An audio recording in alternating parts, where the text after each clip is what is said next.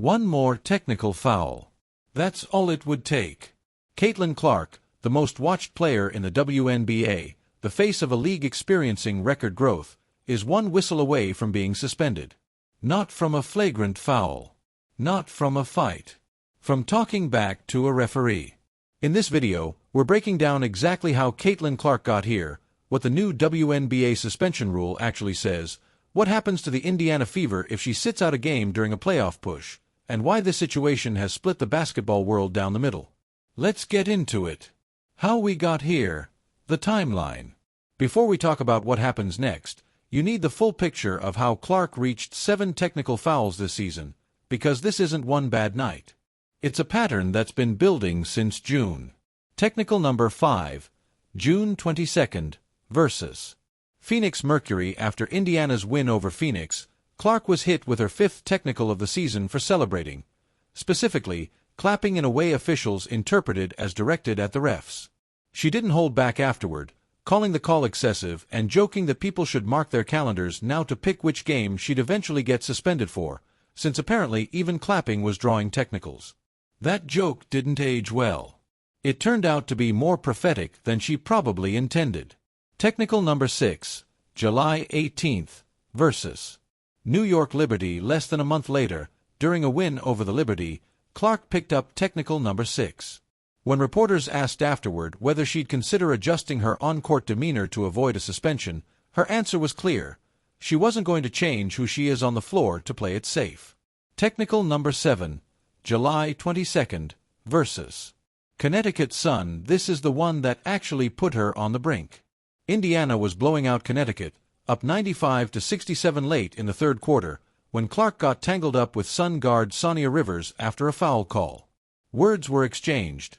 Clark told Rivers to check the scoreboard, given the lopsided score. Officials didn't see it as harmless trash talk. Both players were hit with technical fouls.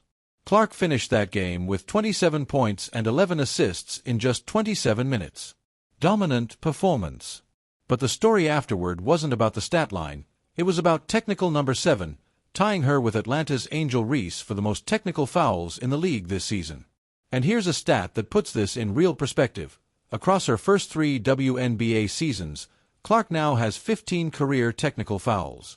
That's the second most by any player in their first 3 seasons in league history, behind only Angel Reese, who has 19. 2 of the league's biggest young stars, both defined partly by their fire, and both now living with a target on their back every time they get physical or vocal on the floor. The appeal and the denial. The Indiana Fever didn't just accept the 7th technical quietly. The organization formally appealed it to the league office, arguing the exchange with Rivers was routine basketball trash talk that didn't rise to the level of a technical foul. The WNBA reviewed it and denied the appeal. The technical stood. Clark remained at 7, 1 away from automatic suspension for the rest of the season. She avoided picking up another one in Indiana's next game, a win over the Seattle Storm. But the number hasn't moved. It's still sitting at 7. And every single game left on Indiana's schedule now carries that tension. The rule itself. What actually happens at number 8? This is the part a lot of casual fans get wrong, so let's be precise about it. Going into the 2026 season, the WNBA overhauled its technical and flagrant foul penalty structure, increasing fines significantly. Here's how it breaks down. Technicals 1 through 3 carry smaller fines. Technicals 4 through 7 each cost the player $1,000. Starting at technical number 8, the fine jumps to $1,500 and stays there for every technical after that. But the fine isn't the part that matters for Indiana's season. It's the suspension trigger. Under the current rule, a player's 8th technical foul of the regular season results in an automatic 1-game suspension without pay. No hearing, no discretion. It's automatic the moment the 8th technical is officially assessed. And it doesn't stop there. For every 2 additional technical fouls after the 8th, another 1-game suspension is triggered. So if Clark were to reach 8 technicals, the clock would immediately start again toward number 10. Reach 10, another suspension. Reach 12, another. Reach 14, another. One more important detail. Technical foul counts reset once the playoffs begin.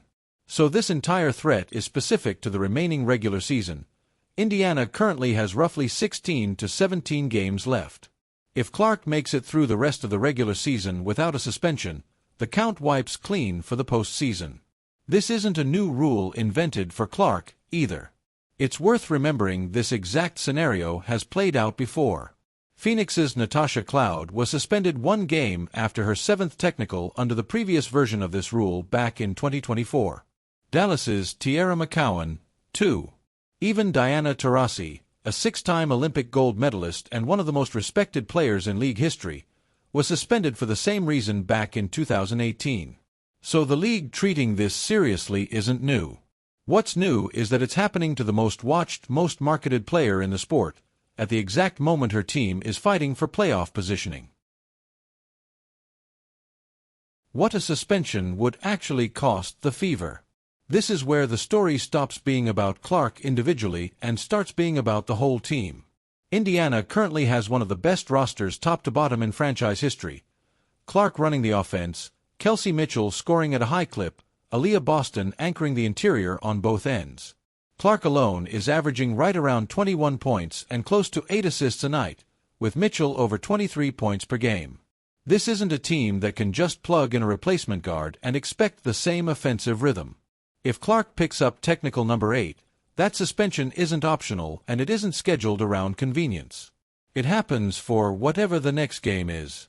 In a tightly packed playoff race, losing your primary ball handler and floor general for even 1 game, against the wrong opponent, at the wrong time, could be the difference between home court advantage and a lower seed. And here's the psychological layer that makes this more complicated than just, don't get another technical. Clark herself has said, publicly, that she doesn't intend to change how she plays because of the threat hanging over her. Her competitiveness and willingness to get in the middle of contact and confrontation have been central to her game since college. It's part of why she's as effective as she is. Playing scared, playing passive to avoid a whistle, could actually hurt her performance more than the eventual suspension would. Her head coach, Stephanie White, has publicly pushed back on the idea that Clark should change her approach at all, essentially rejecting the notion that she should play more cautiously just to dodge the threshold.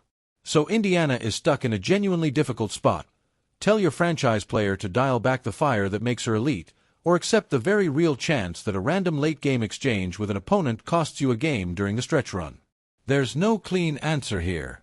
That's exactly why this story has legs. The reaction split. This story has divided basketball media, and it's worth walking through both sides, because you'll see this exact debate in the comments under this video.